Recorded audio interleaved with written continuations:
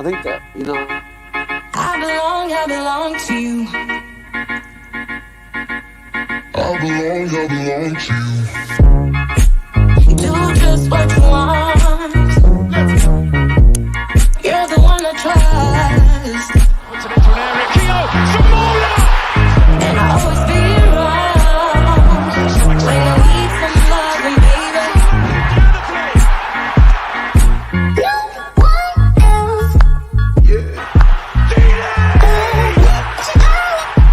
No one else.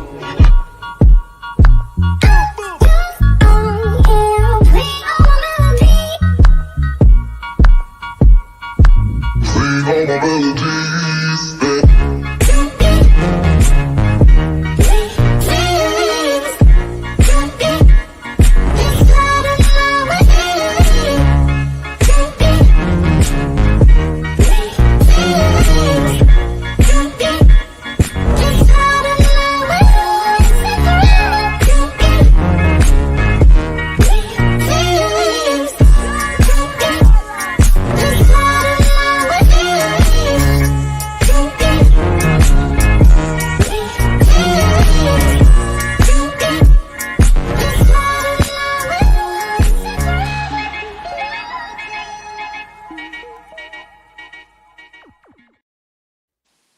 Hey guys, I'm Ty and welcome to Ace Podcast Nation, the home of the Andy Campbell Championship Show. This is episode number 109. The show is available live on YouTube, Facebook and Twitter. Ace Podcast Nation also home to many other great shows and series featuring top guests, expert analysts and more. So please give us a follow on social media, subscribe to that YouTube channel and click the bell for notifications. And of course, if you want to streamline your Ace Podcast Nation experience, then you can follow Just a Football Show at AC Football Show on all social media platforms.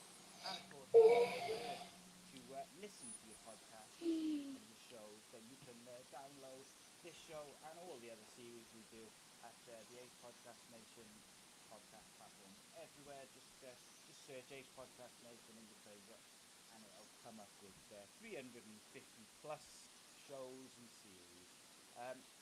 Just as we wait for those various platforms to fill up a little bit and whatnot, a big thank you to Black Diamond Sports.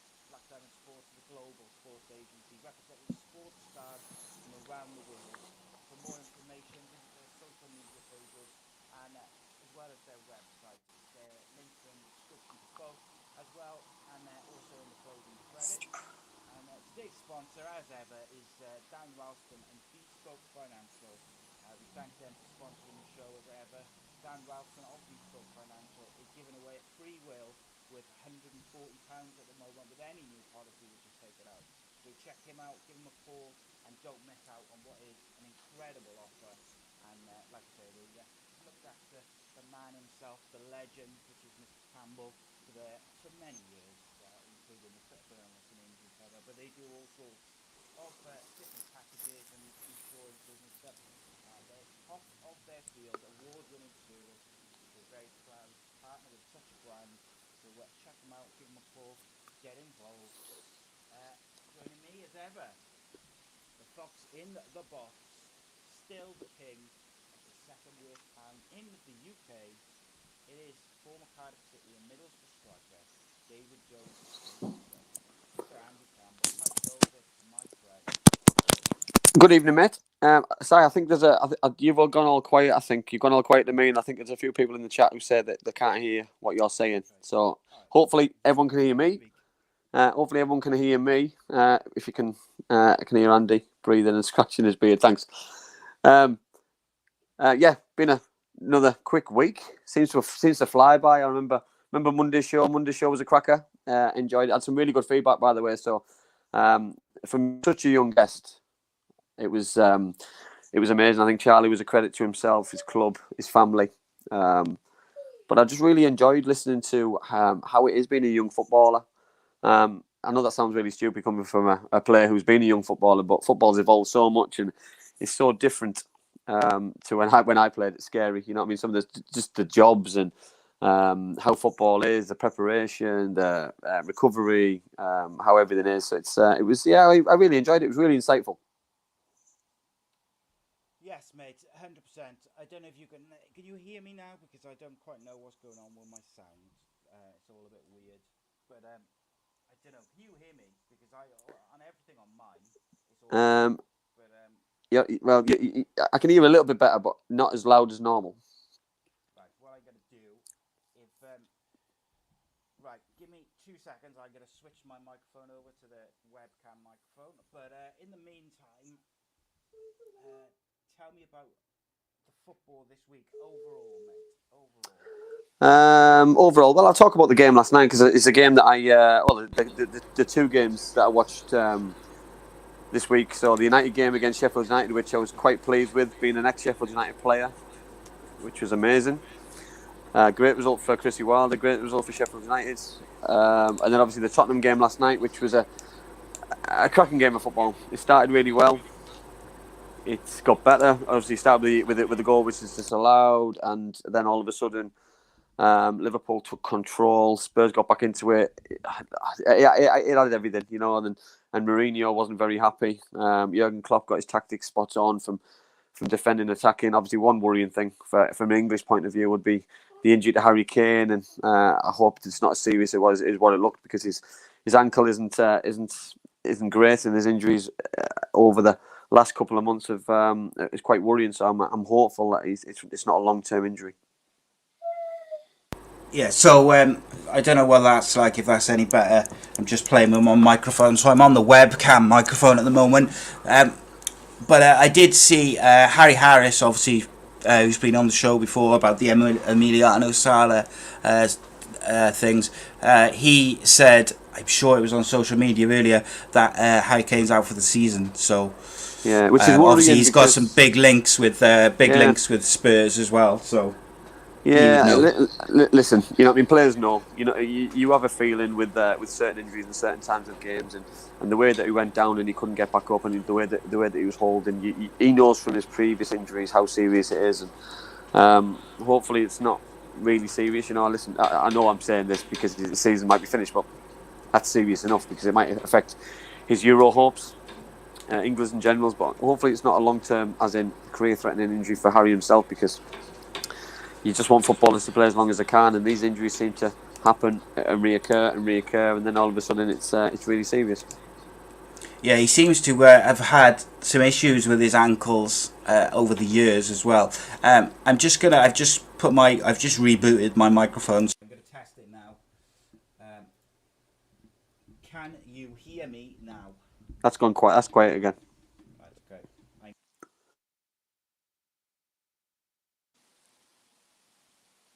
Right, but you can hear me now and everything's clear, and is it? Yeah. Right, okay. So what we are going to do this evening, instead of any other business, we're going to do Tell Me Why, like we did on Monday, new feature, which is basically I ask Andy a question and he tells me about it in 60 seconds. So the first question is, and never let it be said that I'm biased against Liverpool, but the first question, Andy, is why are Liverpool struggling the way they are since probably before Christmas, but certainly since Christmas?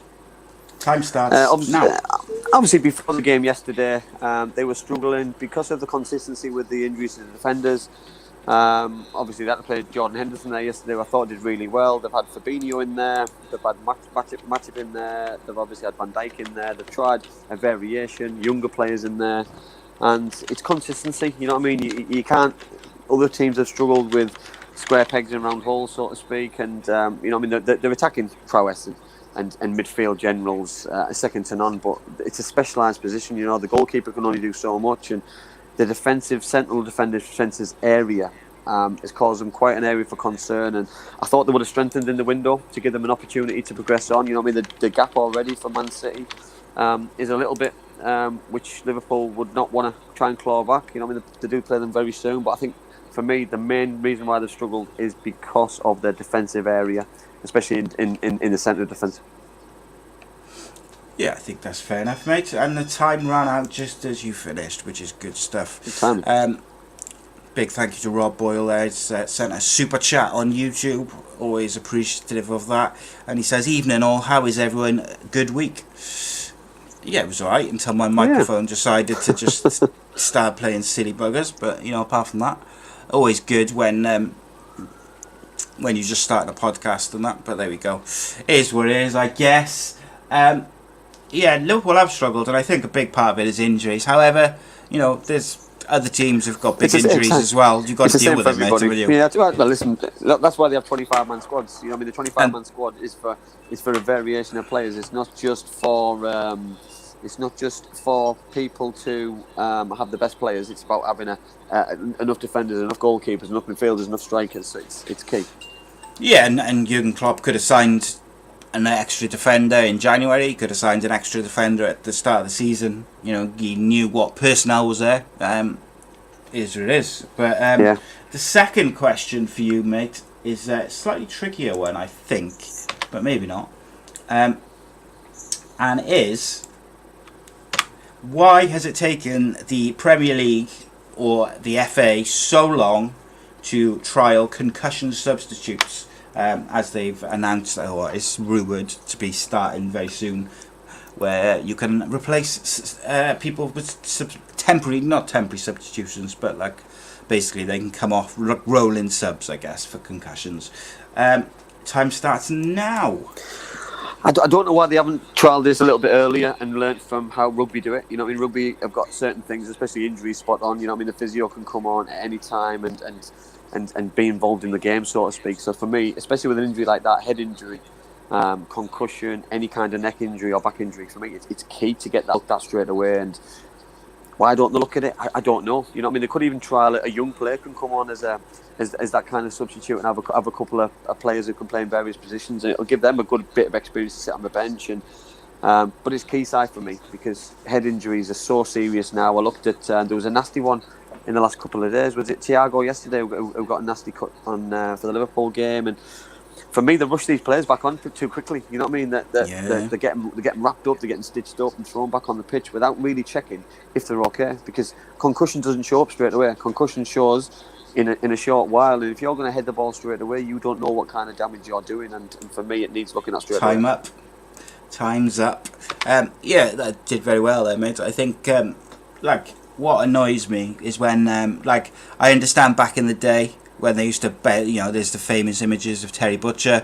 I understand bandaging those players up and sending them back out covered in blood and all this sort of stuff, but we know so much more about head injuries now, so there's no excuse for it. There's no excuse to send players out if they've had a serious bang to the head. And also, when the Premier League is so far behind other sports, football if you like, then is so far behind other sports in bringing in these. They were slow bringing in the concussion protocols just generally, and they're even slower now bringing in these concussion substitutes. Other sports like the NFL and all these rugby and things like that, yes, they're higher impact sports, but they're all very serious about concussions and things like this. I feel like football's a bit slow with it. Yeah, I think for me the most important part of it for me is getting the physio on. You know what I mean? The referee is not medically. He's not a medical person in charge of to see if they're feigning an injury or if they're in charge. You know what I mean? If a physio thinks they need to go on the pitch, then they go on the pitch. It doesn't matter if they're right or wrong. You know what I mean? If a player goes down and he's the signs. You know what I mean? If they're not moving or if a player's holding his head, he hasn't got a concussion. You know what I mean? But if a player's hit the floor and he's not moving, get on the stage straight away. Do not wait. You know what I mean? And for me, Reece says there teams could he's basically saying teams could abuse it. I think the one thing that is. And I think what people perhaps don't always realise is the team doctors, they're doctors, they're not necessarily they're part of the team in terms of the staff, but they are more concerned with the players' health than whether the team's winning the game or whatever. And you saw that with the female doctor at Chelsea, obviously, who famously fell out with Jose back in the day. And it'll be interesting to see how that progresses, to be honest, because it's a serious subject which has needed addressing for a while. And the final question on Tell Me Why, it's a tricky one, but it's one we've talked about before, so I think you'll be able to cover it for 60 seconds. It's not a subject which can be covered in 60 seconds, but the question is, why do fans on social media feel empowered enough to racially abuse players after games. Axel Tuanzebe was racially abused by fans after the Man United lost to Sheffield United in the week. Time starts now. I think this act is lower than low. You know what I mean? If you can hide behind a keyboard and hide behind something and do it, you are lower than low. You know what I mean? Just even about thinking about it and doing it. Social media is such a bad tool when it comes to this kind of thing and players after a game, especially a defeat. And I've just got no time for it, Si. You know what I mean? We spoke about people getting punished, but how do you punish people? How do you punish teams? How do you punish fans? You can only punish an individual. For me, if that person, whatever their age is, I don't care. I don't know how old this person is and if they ever get done, but I'd charge them. I'd throw the book at them. I'd even if they're a minor, I'd give them a criminal conviction, which will stick with them for life. Because for me, this is the worst thing that they can do. And hiding behind a fake profile or something which hasn't got your profile picture on is disgusting for me. You know what I mean? These players, they put themselves out there on social media. Should they be doing it? Well, they're allowed. So you know what I mean. But they don't expect to get racially abused. Yes, he didn't play very well, but he doesn't deserve that. Time's up. Yeah, I think it's frustrating for me, mate, because obviously we've talked about racism in various forms over the last year or so, as it's reared its head in various ways, whether it's in stadiums, on social media, things like this. It's difficult. I'm not excusing it in any way, by the way. I'm just saying, as a minor, I think it's hard to where do you draw the line of when a minor knows, not necessarily the difference between right from wrong, but how young do you go? Do you know what I mean? It's tricky, isn't it? It's about being educated, isn't it? You know what I mean? I know in primary schools that they're doing kick racism out of football and showing racism a red card. So for me, primary school is old enough to understand that racism is wrong. Yeah. So you know what I mean? I'm not saying criminal record. Why not? Why can't you? Why can't it be on their record? I'm not saying send it to prison. I'm on about it's on their record that when they go for a job interview in the future, if that's 18, that that it's on there that they've racially abused somebody because they've done it. They've decided to do it.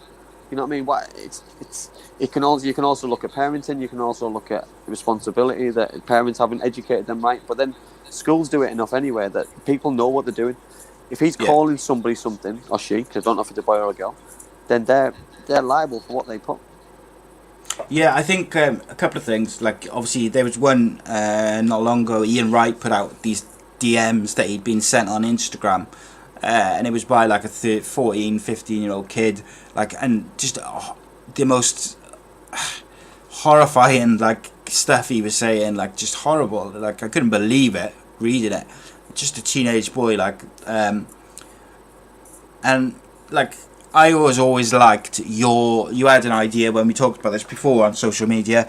You had said for someone to sign up to a Twitter account or an Instagram account or whatever it may be, you have to provide a form of photo ID with your address and then that does cut down on the fake profiles, doesn't it? Because if you've 100%. Got to prove who you are. Every account, Twitter or Facebook or Instagram or whatever else there is, LinkedIn, Snapchat, TikTok, whatever it may be, they're all ruled by one thing. So someone has to give a billing address. You know what I mean? It's got to be like you would if you're getting a bank account. You know what I mean? A telephone number, an email address, something which you've got to get sent a verification code. So if you do anything wrong, you're easily found. And for me, Leslie's just put something in the group chat there which I massively disagree with, about that we all do silly things when we're young. We all do silly things, but not racially abuse somebody. There's a line. You know what I mean? So I also think it's different. I think it's different now. When so what I would say is when we were young, we weren't bombarded in school and in the media. We didn't have internet and mobile phones where there's constantly stuff about anti-racism, kick racism out of football, all these different things that are constantly telling kids or young people that this is not okay. This, if you do this, you can't get away with it, etc., etc. Do you see what I mean? Back in our day, it was you had 4 channels on the TV, and that was it. So I don't think that's a necessarily excuse these days. That that you're young and you say stupid stuff. Yes, you are young and you say stupid stuff to get a reaction and to show off to your mates or whatever it may be. That's all it But is, like, right? That's all it is. Because would this individual, would they do it live in a football stadium? They wouldn't do it. probably not. No. I don't even Like do Reece it, you know what I mean? You can Reece hide said behind a there, like, keyboard. yeah, that's it, and that's what it is. They think they can, like, their friends know who they are, so their friends can see the post, or they'll show a screenshot or whatever to their friends showing off. But equally, like, they think that nothing's going to come of it because it's not their real name or it's not their real picture or whatever it may be. Like Reece has put something in there. He said he's heard stories from footballers who played in Scotland and they'd receive things like bullets in the post and that. And yeah, he says, like, what's going through people's heads, and like Neil Lennon. that was I was going to say that wasn't that Neil something to do with the old firm and that. It was an old firm game, yeah, and obviously the rivalry they've got with in Northern Ireland with sectarianism and things. So that's at a different level, you know what I mean? That's But then racism, you know what I mean? It's so out there now, and because we're making and I don't mean this to sound disrespectful, because we're making it a big deal, young people think that then they can act on it. You know what I mean? Young people can't act on it. Sometimes when we made a big thing about, FIFA made a big thing, kick racism out of football, and then Bulgaria did what they did a week after. So, you know what I mean? So sometimes it invites people to do something about it, and sometimes that it makes it wrong. You know what I mean? I look at some club sides still, like some clubs have stopped taking the knee. Some clubs still do it. It's confusing now. You know what I mean? We were all backing it, and football's backing it, or we're not backing it. It's all or nothing. And like the other thing as well, going back to the Bulgaria and FIFA and stuff, the thing with FIFA is they never make an example of someone. So, although I dare say, if England fans were making like monkey noises, for instance, or shouting racial abuse, which was audible on the TV, I'm sure they would suddenly make an example of England, whether it be like deducting points, kick them out of a qualifying or something. They would do something. But when it seems to be that's like a same kind of group of countries which is always doing it, they just always like a slap on the wrist and nothing to it. It's education, ignorance, and it's just extremely poor, because I guarantee the player or the supporter who's done that, his club will have a black player in his team, or he supported a black player in his team. That's unfair, because you know what I mean. It's everyone's in it together. We all love football, and we all love. It doesn't matter about race or religion. It's such a shame that it even gets into it. No, and like it makes no sense to me. Like Twitter is just the last, I'd say probably year or two on Twitter is just turned into this, like, you go on there when there's like a live football match or whatever, and it's just like a cesspit of negativity, and people just like, it's so negative. I find it really hard. I used to use Twitter a lot, and like I barely use it now. I only really use it to promote the shows, because I just find it like really just find it demoralising just going on there, like, and seeing just people being negative and just general. Well, I totally agree. You know, I mean, when was the last time people? You see people retweeting nice comments. You don't, because it's negative comments. You know what I mean? Marcus Rashford does something nice for the kids, and for kids who are in schools not getting fed, and it turns into a negative. You know what I mean? Because apparently he's buying 2 or 3 houses. He can do what he wants with his money. You know what I mean? He's trying to help other people out. Give him a little bit of credit. You know what I mean? It makes you sick. It drives you mad that the footballers are treated so differently than other people in general society. You know what I mean? Because they're trying to do something nice, so they find a negative to go with it. It's not about that. If people are doing things good, praise it to be good, and then forget about it and move on to something else. Because you know what I mean? Because everyone, Leslie said, everyone makes mistakes. Young people, old people. You know what I mean? And I'm on about footballers as well who make mistakes. But then when they make mistakes, you forget about it as well, because you can't keep one dragging and giving these young people as well airtime. You know what I mean? For me, you know what I mean? Well, kind of switching subjects a little bit, Leslie asked quite an interesting question there. He says, what do you think of Middlesbrough not taking the knee? It looked really weird to have one team doing it and one team not doing it. Well, that was my point. That's my point. You know what I mean? I don't know why Middlesbrough decided not to do it, because they have got a high number of black players in their team who, I'm guessing, they've all decided not to do it. I don't know who made the decision, why they made the decision. For me, I think it looked bad. when one team. I'd does love it, to another know team who's doesn't. made that. If that's a decision which has come down, like from higher up, and they've said, "Look, we don't want to make some sort of political statement or whatever it may be," but. Like, I don't know if it's the EFL. If I don't know who it is. I don't know who's decided these kind of things. But for me, in football, we're either doing it or we're not doing it. It's got to be that clear. You know, for me, and the problem will be though, Med, is if they say they put down some sort of edict from the EFL or the Premier League or the FA or whatever, and they say, right, we're not going to do it for whatever reason. I believe, and rightly so to a certain extent, there'll be a large number of players, both black and white and other races, who will still do it to make a point.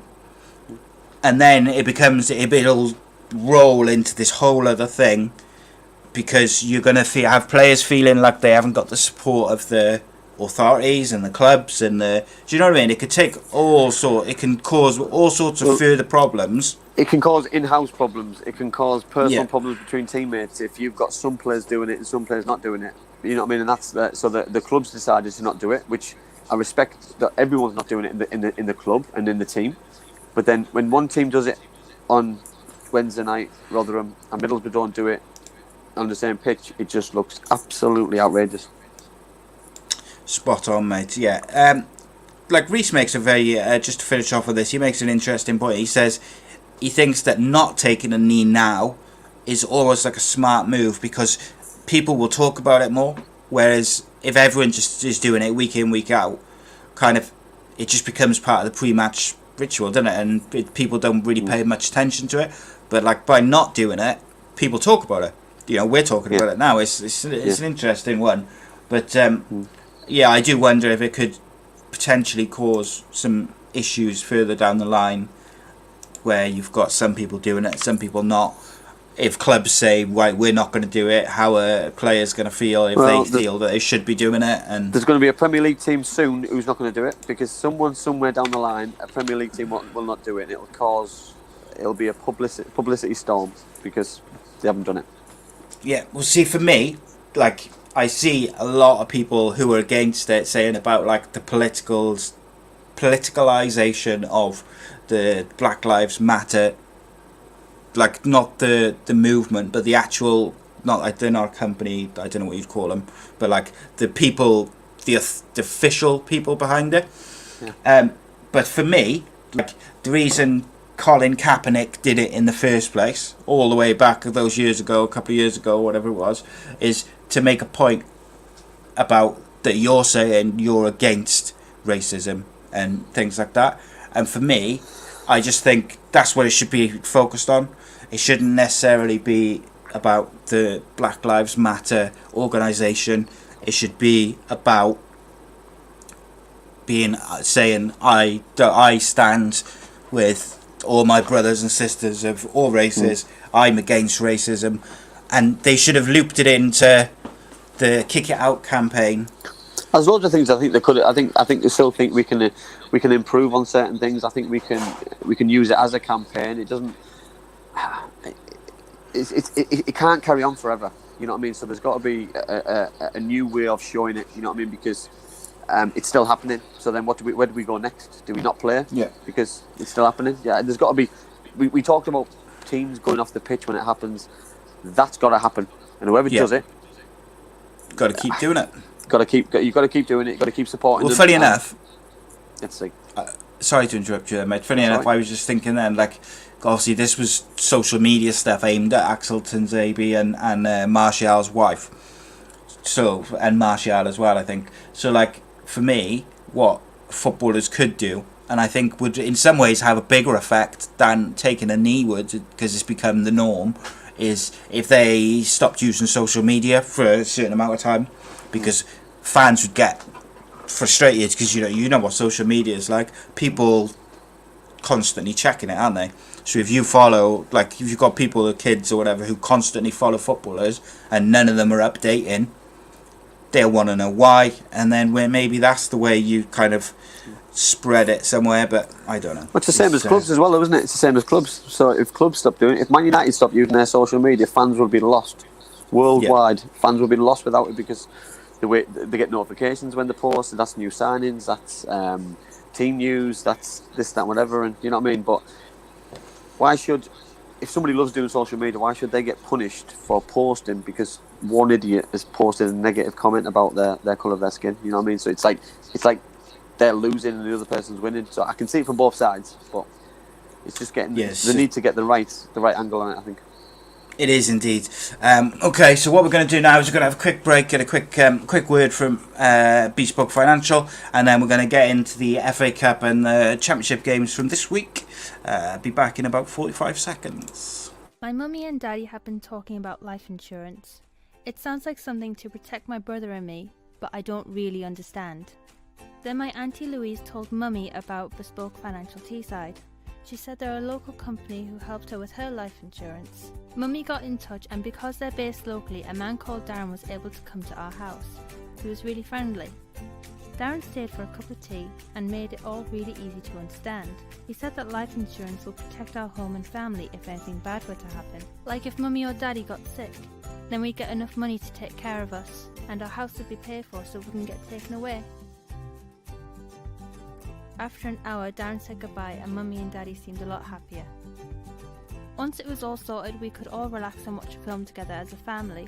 I don't know why they didn't do it sooner.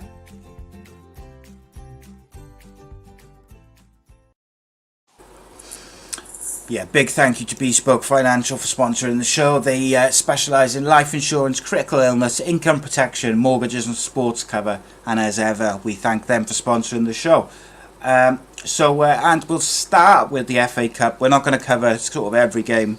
We'll pick a couple each to have a look at and just have a little chit chat about.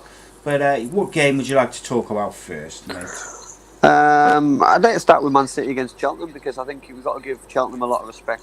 I've seen highlights of their game in midweek when they played in their league, and obviously with playing on Saturday night and playing on in midweek, they didn't give themselves too much rest. But you're playing with the adrenaline. I thought on Saturday after Saturday night against Man City, I thought they were absolutely fantastic to a man. I thought that the manager did his football club so proud, and part of me felt really sorry for them because Wooden Road would have been absolutely bouncing because I played there for Cardiff City when it was a sellout, and really nice stadium. You know what I mean?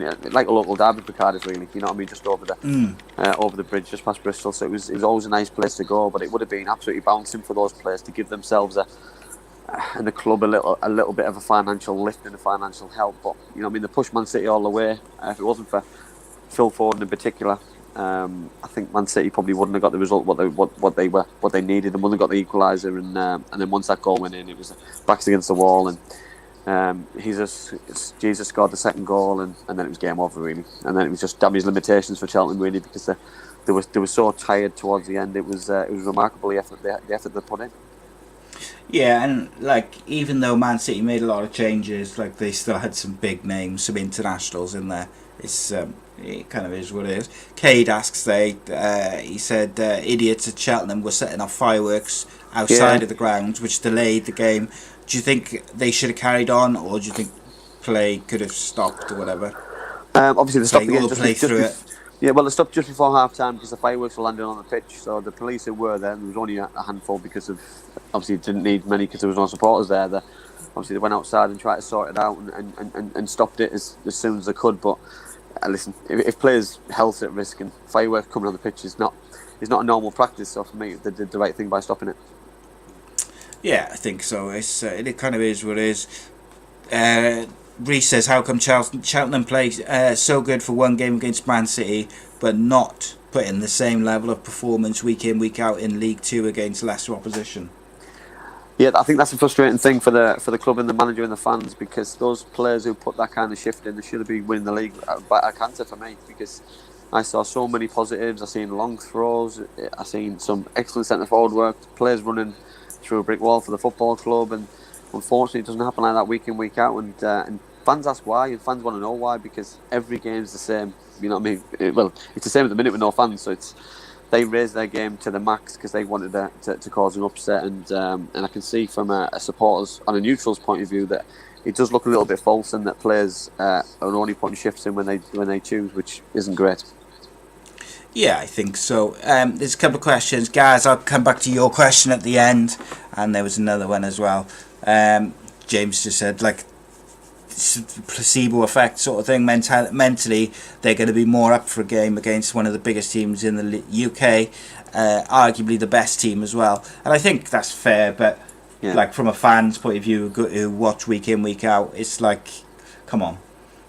They want to see you. They want to see you do it against the teams in your league, because you always think if we played like this week in, week out, we'd win the league or we'd get promoted. Yeah. Or but then you look at players.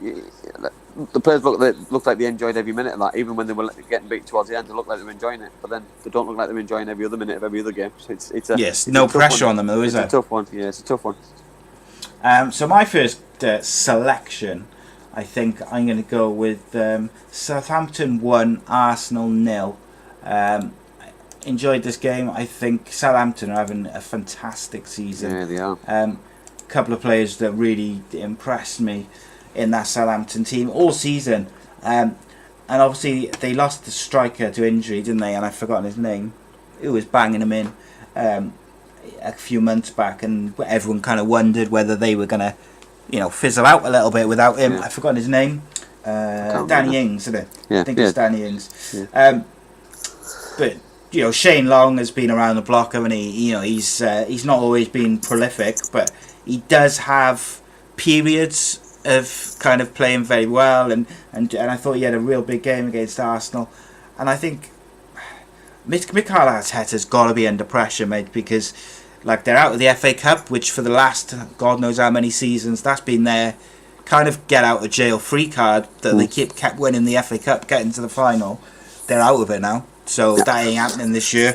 I didn't like his selection. For me, I was surprised he had Lacazette on the bench. He played Mccarthy up front. He made a few changes. I think it was disrespectful because, let's be honest, they're not fighting for any of the trophy this year. You know what I mean? So for me, I think it's going to be a big struggle, and I think that could have really kept the fans and the board and the players on his side as well, because players want success. You know what I mean? Yeah. He's notoriously over the years they've won the FA Cup and won the League Cup, and they had an opportunity this year to keep it going, because there's a lot of big sides being knocked out. Yeah, I was just having a look at the Premier League table. So Arsenal are 9th, which is crazy. He's under pressure. There's no getting away from it. He's under pressure, and they'll be glad they've held on to a few of those players in January. But they play Man United at the weekend as well, don't they? Yeah, well, Man United were terrible on Wednesday against Sheffield United. Oh, absolutely awful.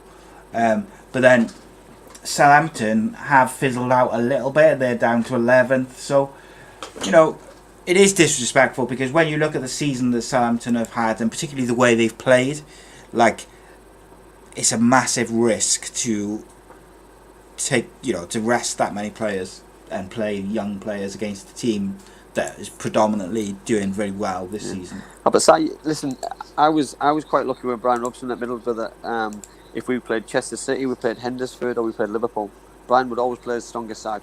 You know what I mean? So as a young lad, it would annoy you, because that was the only opportunity you would get to get some game time. But he didn't care. He had Ravanelli up front, he had Janino playing, he had Michael Beck playing. He wanted to go as far as he could for as long as he could in every competition, and for me, I can't fault that. You know what I mean? I look at the FA Cup is devalued by lots of managers, and sometimes I do wish that the so-called bigger sides do slip up a lot more than they do, because of playing weekend sides. Yeah, like Reece said there, he says, I do feel for Arteta. He's inherited a really bad squad, has done well to bleed in some youth. He will need the summer to buy some of his own players. I gotta be honest, if they keep losing, I don't know whether he makes the summer, mate. I don't know what you think about that, but I think he's under a lot of pressure, and Arsenal, the board, will look around. They will see Lampard's been sacked, so they've got in Thomas Tuchel. They will see who was it? Someone else is under pressure. I forget who it was now. But there's teams making decisions, and they're the ones who are, managers are getting sacked at the moment, aren't they? Basically, is what I'm saying. So you look at the quality you just said there. The quality of the managers who haven't got jobs at the minute. You know what I mean? So Is there a manager available at the minute who could do a better job than he's doing? Yes, in my opinion.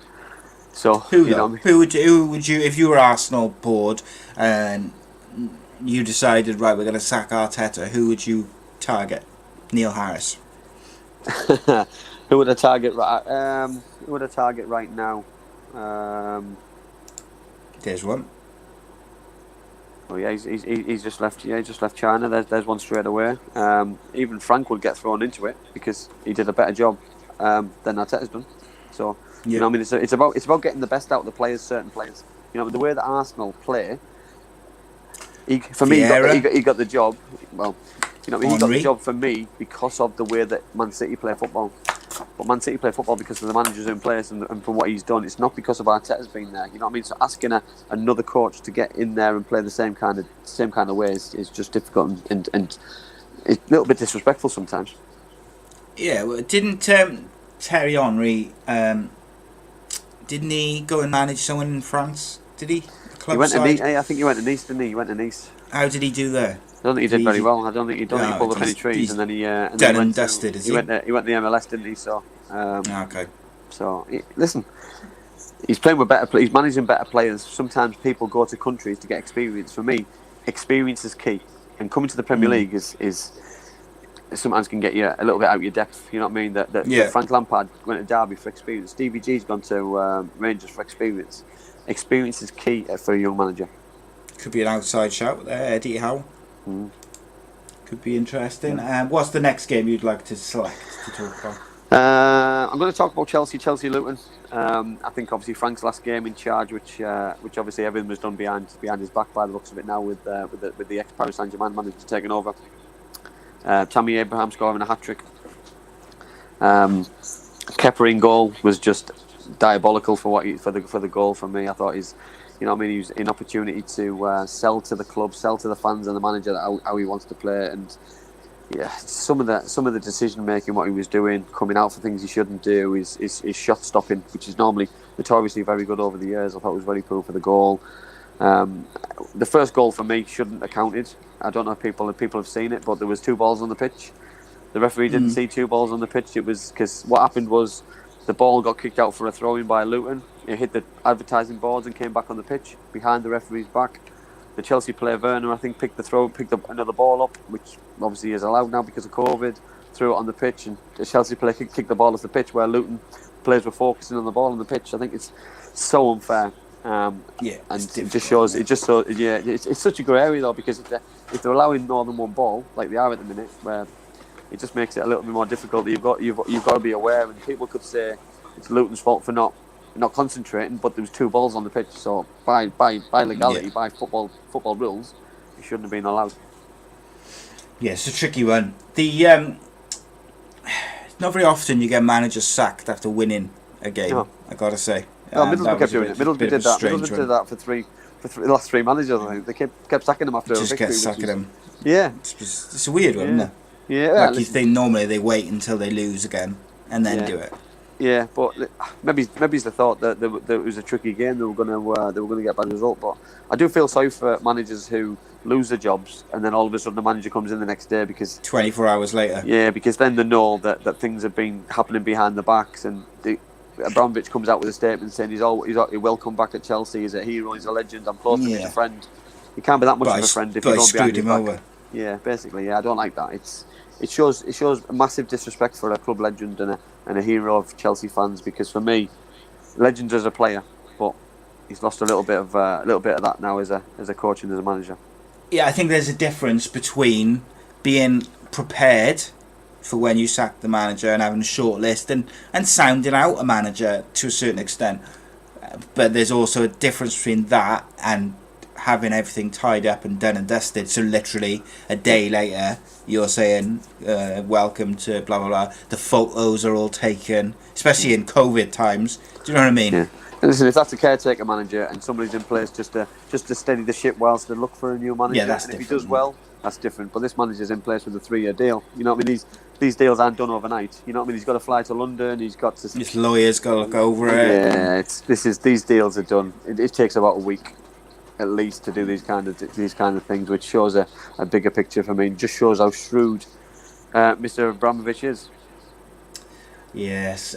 So the last FA Cup game I think I would like to talk about, unfortunately in a way, is I'd like to talk about an All Championship game between Abertawe and Nottingham Forest, resulting in Swansea winning 5-1.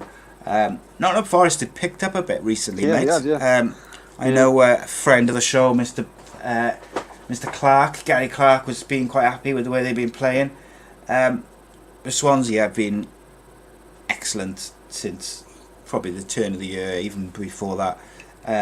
That Cardiff game seems to have been the catalyst for them improving, because they weren't great against us, but did alright. And since then they've been very, very good, and they're right up the top of the league. I know Forest had a weakened team out, which for me makes no sense at all, because Forest had picked up, they were in decent form after a terrible start to the season.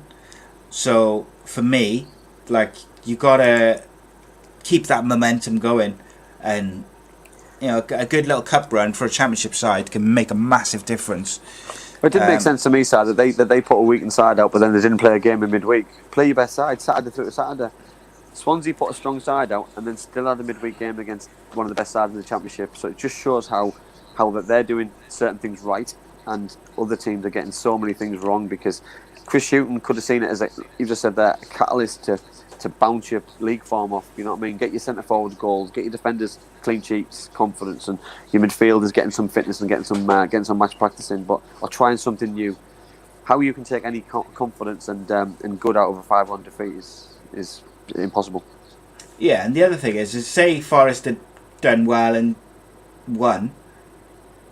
How many of those players would have played how many of those players will play because they didn't play in the midweek on Saturday? So any momentum from it, I think I talked about this last week, any momentum from it, you almost lose, because you change in 8 players, 9 players. Do you know what I mean? Those players didn't play, so it's you lose that momentum. But Swansea very good. Leslie's just put in the group chat there that Forest put the kids out, right? You got Luke Freeman midfield, Carl Jenkinson ex-Arsenal, Anthony Knockaert ex-Premier League player, Joe Lolly, Josh Smith. Knockaert was one of the best championship players in the season last year. Lyle Taylor centre forward, Joe Worrell the captain. That's not kids. It's a young team, isn't it? But it's not kids. They're all Premier League. They're all potentially Premier League footballers, and they got smashed out of the park by a side who changed a few players over. So Wayne Routledge got a game, doesn't normally play. AU didn't play, didn't even come on. He was sat on the bench. You know what I mean? So Kyle Norton didn't play, sat on the bench, didn't come on at all. Swansea rested players and still got the positive result. Nottingham Forest got so many things wrong on the day. Yeah, and Swansea, there's a few players who I've been so impressed with this year. I've mentioned Kabanga numerous times, but Grimes I thought was outstanding at the weekend, scored a couple of goals. He always is. He's at the centre of everything. Jamal Lowe, very good. Yeah. It's what it is, mate, isn't it? At the end of the day, it pains you. It pains you to say it, but credit where credit's due. The manager's getting his tactics right. He's getting the best out of a bunch of players, which I hate using the terms overachieving, but there's better teams in the league on paper, but Swansea are doing it on the where it matters on the pitch. So you got to give them the credit what's due. And can I see it stopping? Not at the minute. Not the way they're playing. They're playing with such confidence. You know what I mean? The midweek, I know we're going to go on the championship now, but they drew with one of the best teams in the championship with 10 men. You know what I mean? 1-0 down, got back into it last 10 minutes. So they've got something going really strong there, and I'm sure that the manager will be over the moon what's happening. Yeah, indeed. So that's they're the FA Cup games we're going to talk about, because we haven't got time to go through all of the FA Cup games. That is a championship show, but I will mention Man United Liverpool game obviously was very enjoyable, 3-2 to United. That was a lot of fun to watch. Just end to it. I wish their league game had been like that, mate, because it was literally a training session, just end to end.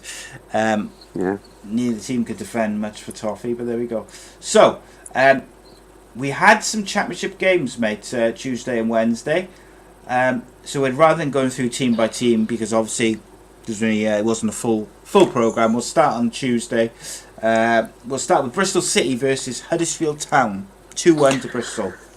Yeah, I seen highlights of this later on, extended highlights, and Bristol City had 2 shots all night, which I honestly, some of the chances at Huddersfield, Mitch, was just unbelievable. Bakuna was absolutely fantastic for Huddersfield. Hit the post, hit the crossbar.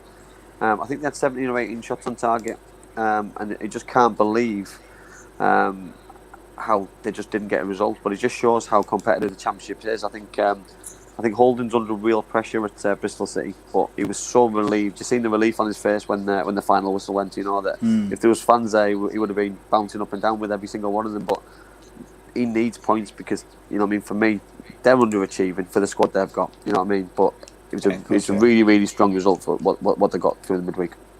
I nearly selected Bristol for their FA Cup victory because I thought they were very good.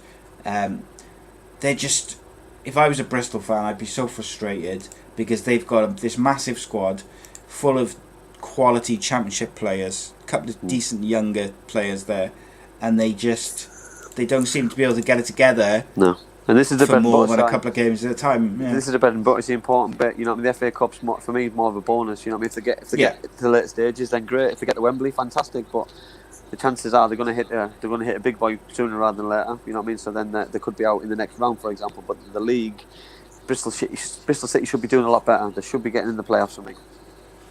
Indeed. Next up on the Tuesday was Millwall 0, Watford 0. Millwall love a draw. Yeah, they do. They love a draw, and to be fair, they don't normally get clean sheets as well. So I think this is the first clean sheet in a while. They got beaten in the FA Cup against Bristol City 3-0. So I'm surprised Watford didn't score. Watford were the better side. They missed a few chances, but I think Watford will certainly see this as 2 points dropped. You know, I mean, I don't see Millwall side being that side going forward at the minute. I don't see the Jed Wallaces. I don't see the Bavardsons. I don't see the Matt Smiths. I don't see them causing the problems that they did at the start of the season, like they did last year. You know what I mean? The way they're playing, is it a little bit more defensive, a little bit more negative? You know what I mean? They don't seem to be attacking as freely as they did in previous season or at the start of the season.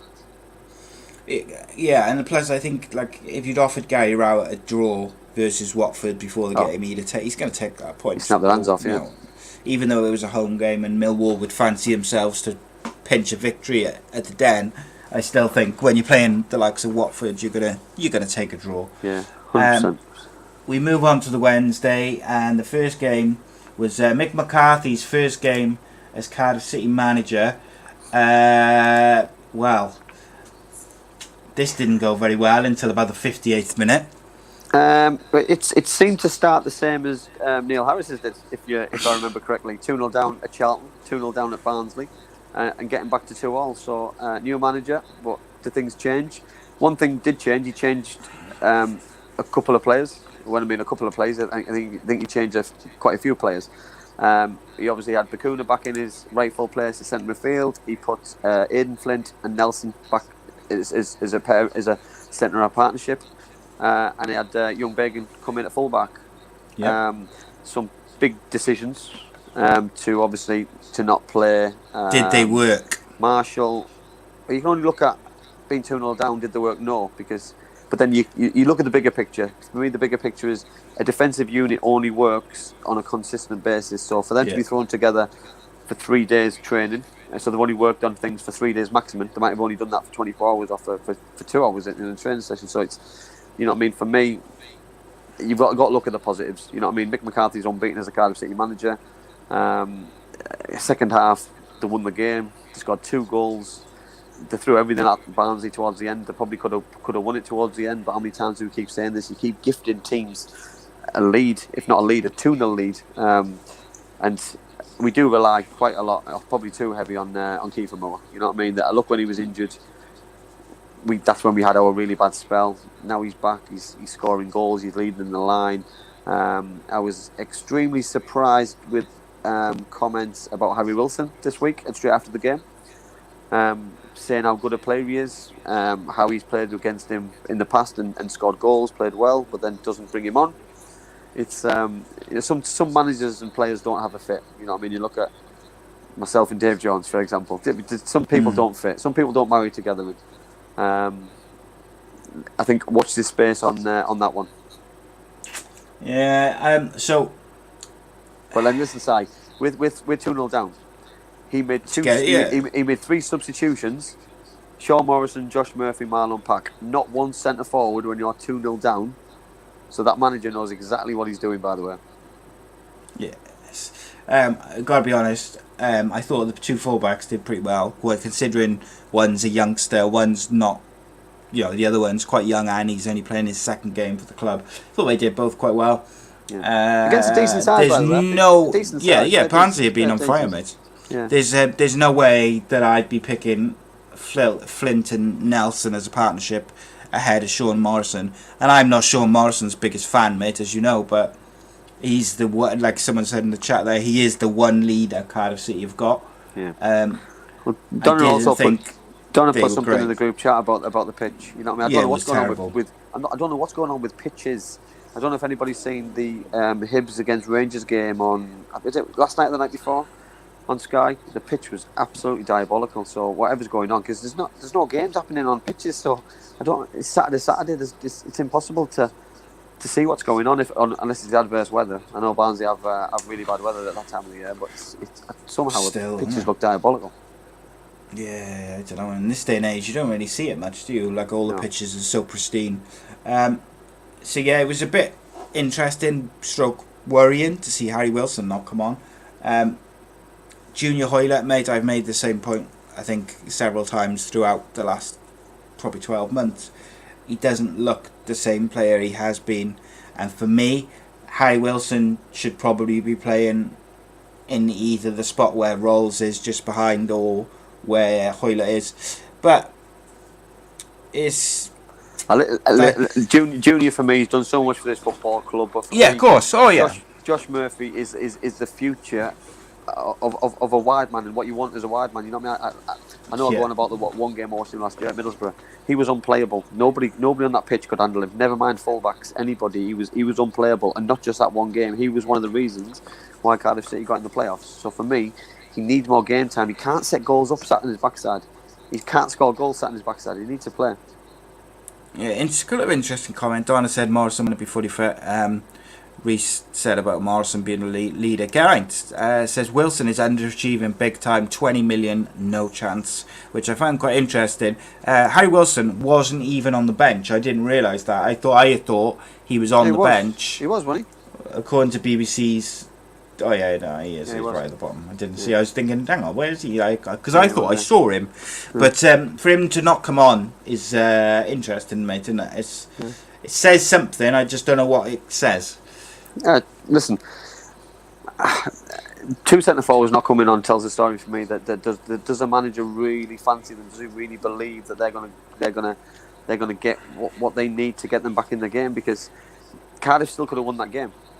Well, they didn't bring the young centre forward on. Isaac Davies as well. Yeah. Isaac Davies. You got Harris.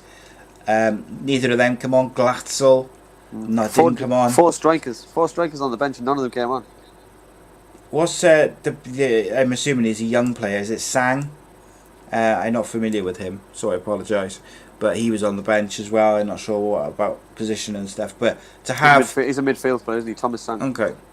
So, but to have Harry Wilson, Isaac Davis, Mark Harris, and Glatzel all on the bench, be 2-0 down, madness. And not one get on the one get on the pitch is insane. Yeah. But then to come back, masterstroke by the manager to see weakness on the pitch and get wide men in, cause more problems. And did those substitutes change the game though, or did Cardiff just wear Barnsley down?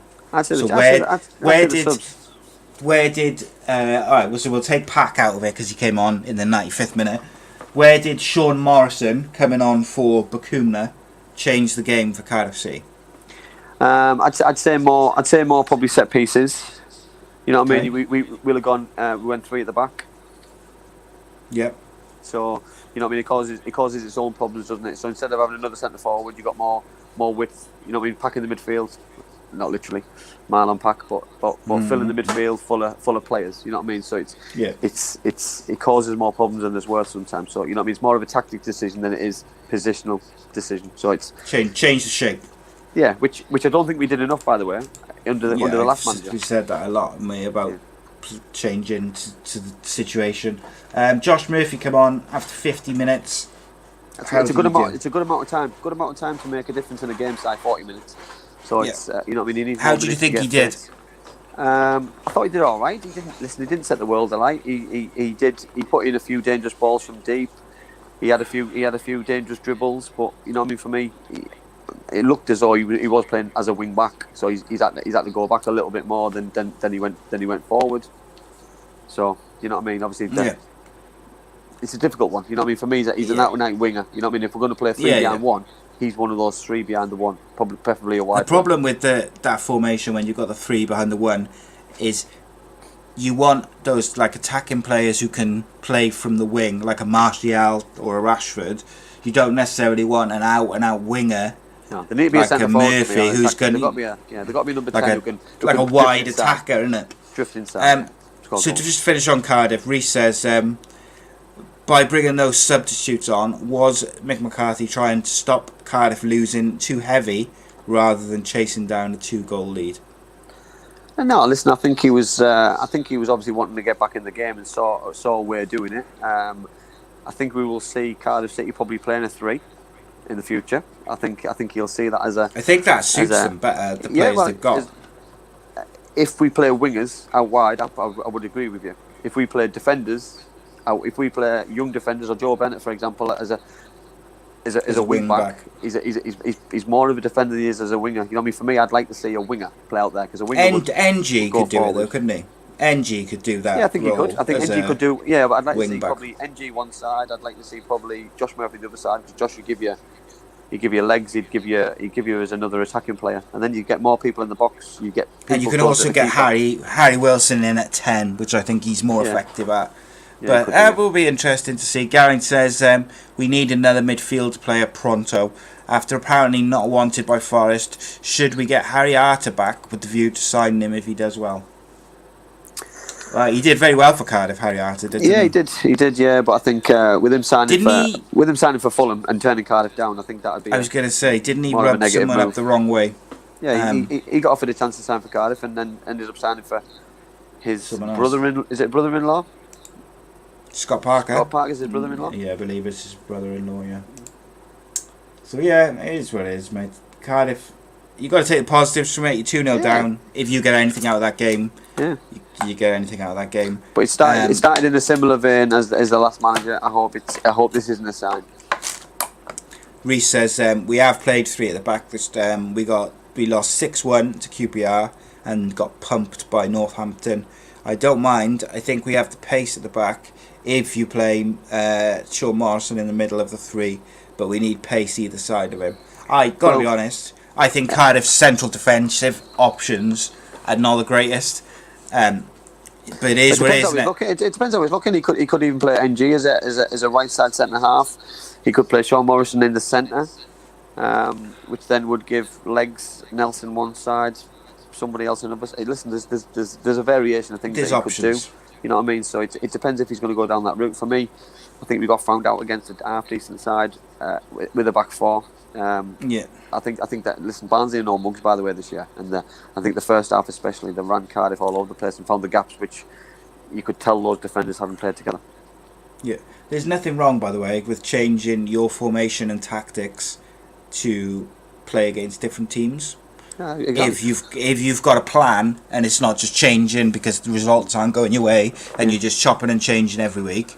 If you've got a plan to combat the team you're playing, both offensively and defensively, it's okay to play 3-5-1 and then or 3-5-2 and then next week play 4-2-3-1. It's like that's all right. But and I think it's no embarrassment for the manager side as well that he's tried this. He's tried what he tried 4-4-2. He tried. Change things in the second half towards after an hour or so, 55-60 minutes, and he'll probably try something different at the weekend. Yeah, I'm going to reserve judgment, mate, because I just think that he was trying to avoid heavy defeat rather than attack. But we'll see. I reserve judgment. Positive result. Next up, Coventry City 2, Sheffield Wednesday 0. How do you say that guy's name who scored the first goal for Coventry, mate? I'd go Goikas.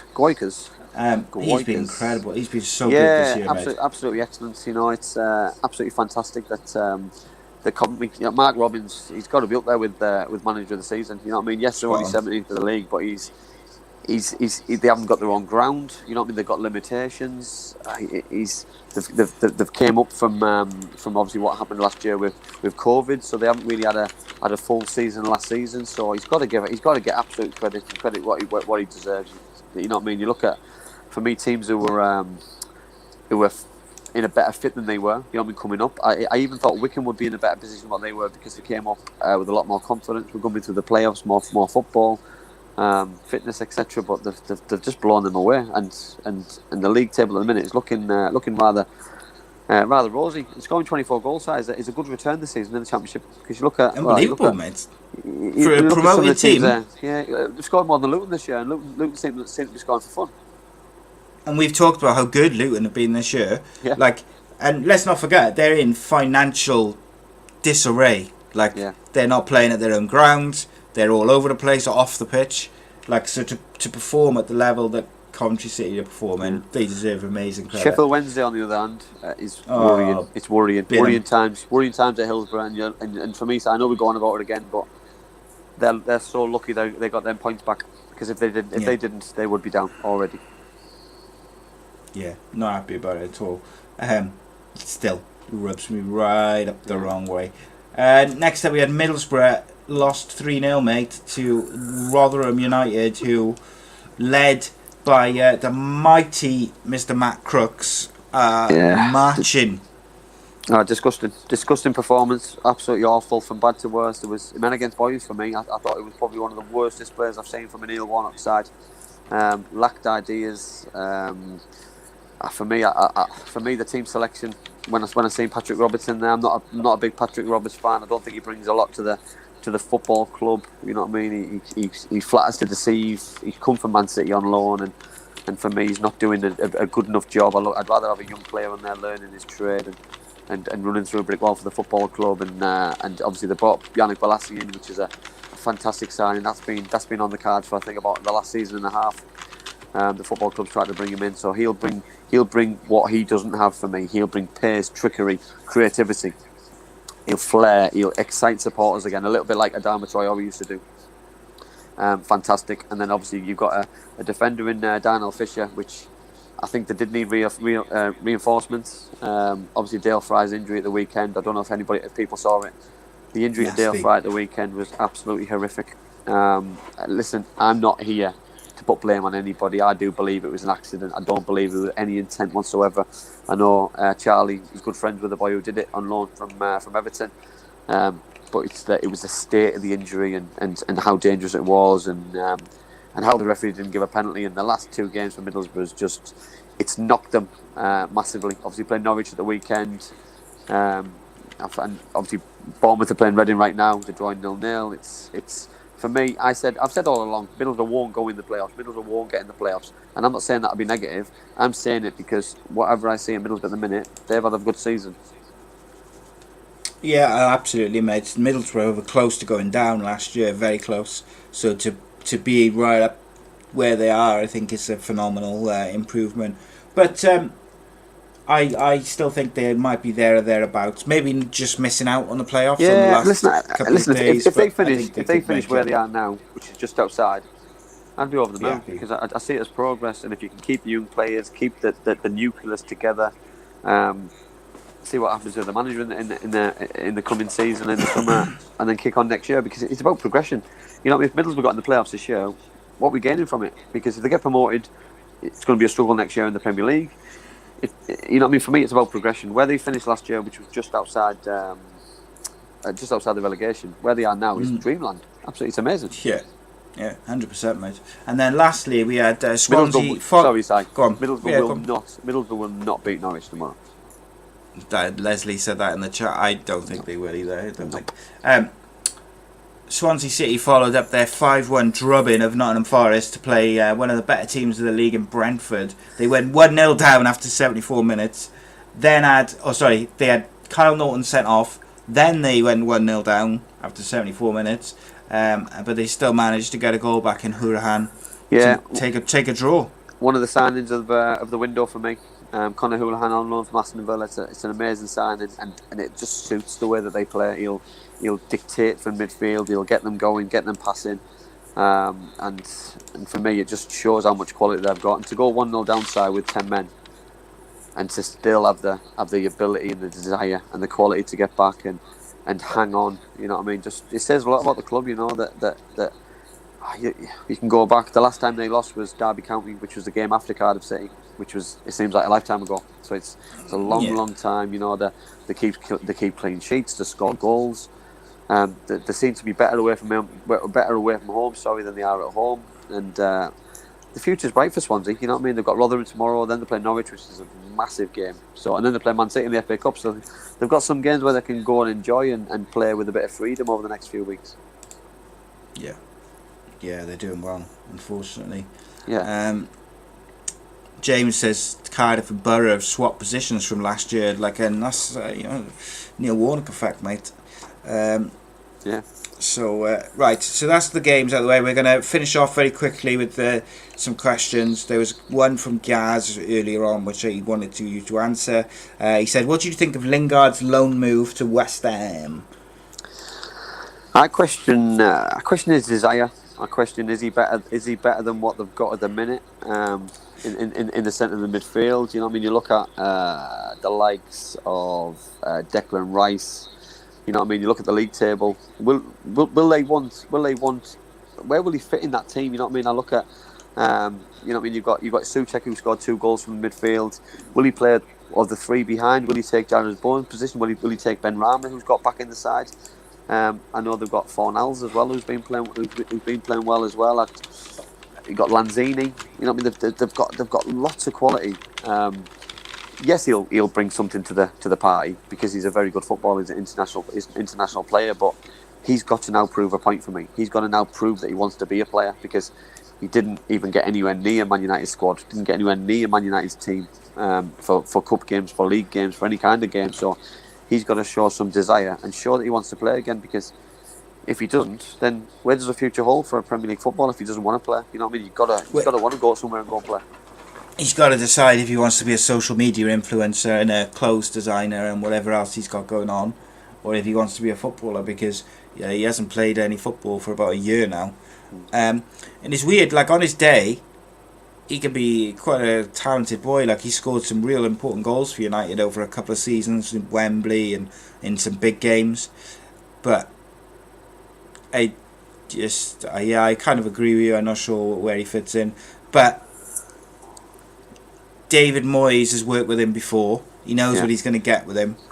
Like Gaz has said, they can't stand David Moyes, but he's doing he's worked wonders. He's doing all right at the moment. He's got a very good squad, mate. I've got to say. Listen, fifth in the Premier League. You know what I mean? It's absolute dreamland from where they were. You know what I mean? You look at, he's got Fabianski, an international goalkeeper. You look at the defenders. You know that they're just inundated with desire. You know what I mean? He's Michael Antonio. You know what I mean? He's back now. They're doing well. Declan Rice is a huge player for them. Jared Bowen is getting consistency. We've said about Ben Rama. You know what I mean? Ben Rama for me was if not the best player in the Championship. You know what I mean? So if Ollie Watkins and others can make that transition, Jared Bowen, etc., he was going to do it. Just take time. You know what I mean? Eze has done it at Crystal Palace, so he was always going to do it. Here's a question for you then, which Gaz has just put to you, or us. Who's got the better squad, Arsenal or West Ham, on paper? I guess he means. I've just named that. I've just named the squad there. Let me just have a little. Just named a boatload of quality young players at West Ham. Name me some quality young players at Arsenal. For me, apart from the Arsenal attacking players and probably the wide players, you've got Aubameyang is the world class, isn't he? You've got Lacazette. You've got Pepe. You've got Saka. Now Not you've sure got about Pepe. Martin Ødegaard. On loan from Real Madrid, yeah, but for good. me, West Ham have got the better squad throughout the team. They've got a better spine, you know what I mean, and that's quite sad, really. That's quite a surreal thing to say. It's in my opinion. Terrible indictment of the Arsenal board, if you ask me, that they've let that get so bad. I quite like I think it's Gendozi or Glendozi or something. Yeah, I like him. Yeah, I don't know whether I just like his hair or whether he's a good footballer. yeah, I like his hair. But, I could pull that off. You know, maybe I love a bit of long Pull hair. that off. But yeah, interesting because Gaz doesn't seem sold on Moyes, but like they're 5th in the league in end of January. I can see it from a fan's point of view that they want David Moyes to fail in certain respects because they want other managers. Because listen, who's available? Frank Lampard, ex-West Ham player. Yes, he left on bad terms, but you want the best people available. You know what I mean? So, but how can anyone listen? David Moyes did an unbelievable job at Everton. You know what I mean? He got the Man United job. Yeah, He didn't pull up any trees. He's massively overachieving now. You know what I mean? In my opinion. So he's gonna again if things don't go very well at West Ham or he moves jobs and gets another club, he will get an unbelievable job after having a good season this season. Yeah, 100%. Reece says Torreira for Arsenal. He was real good young defensive midfielder, and then they sent him out on loan. And I think they signed him for big bucks as well. Yeah, that was a weird one because he was linked when he went to Arsenal. He was linked with I think United and a couple of other top clubs. They signed him. He played for a bit, and then they just binned him off. Rob Boyle likes Smith Rowe. Like West Ham have got some great players. Arsenal got some real good players, but when you think of the Arsenal squads of years gone by, I think it's shameful that the Arsenal board has let that squad deteriorate so massively. Yeah. Like over the years, like it's gone from a top 4 side on paper who had a couple of players for each position to basically a team of young, maybe good players in the future with 1 or 2 quality players. Well, we're talking about West Ham and Arsenal players, and those kind of players dominating games at midfield, especially the midfield area. They're going, both of them lose Jack Wilshere, and he goes and signs for Bournemouth. You know what I mean? He just run about the Championship getting better, run about the Championship being the Premier League 2. That alone, that signing alone is just an unbelievable signing. It makes the Premier League 2 even better. Yeah, 100%, mate. So, last quick thing. So, K Child says, if Boro beat Norwich tomorrow, can you grow a massive beard? Boro won't win tomorrow. You say they won't. I don't think I could grow a massive beard if I tried, to be honest.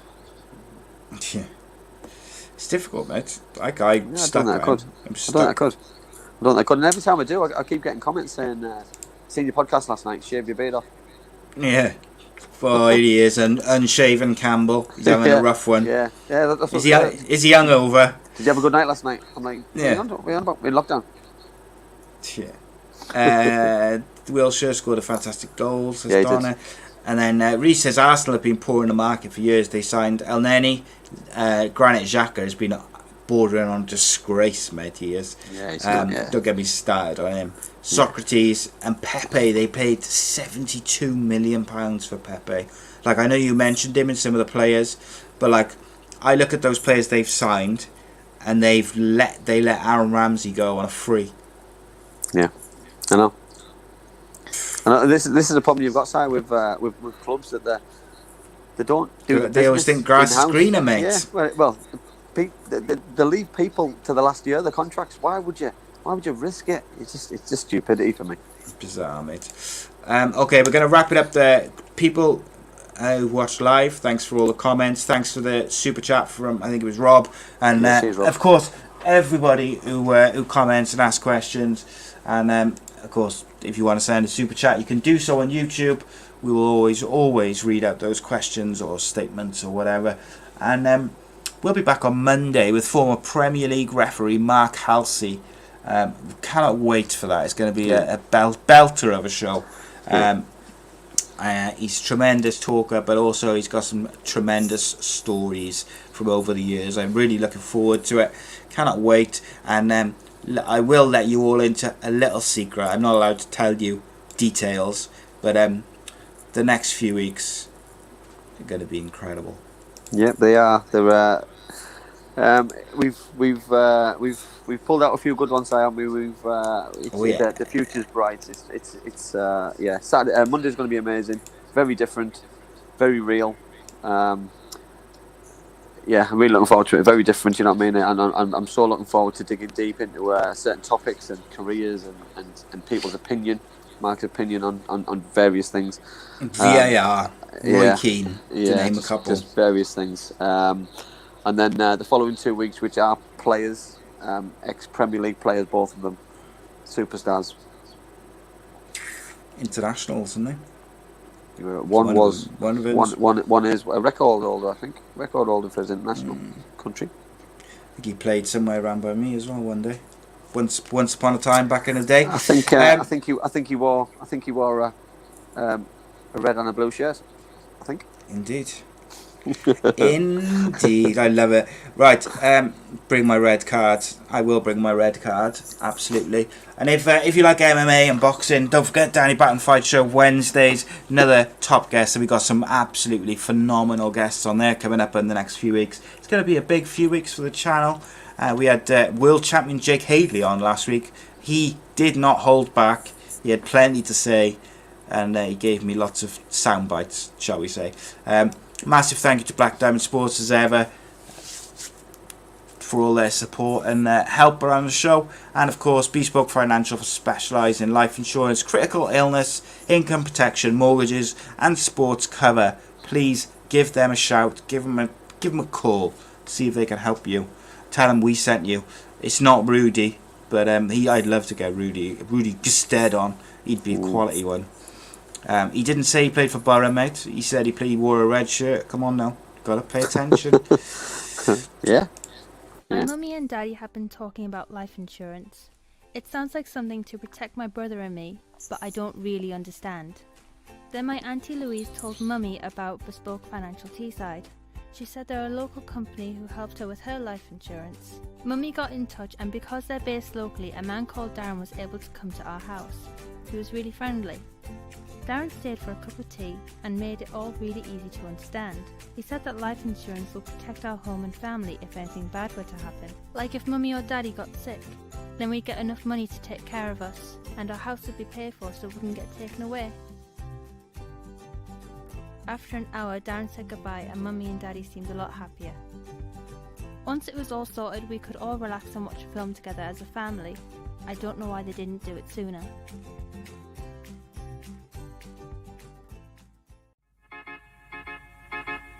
I belong to you. I belong to you. Do just what you want.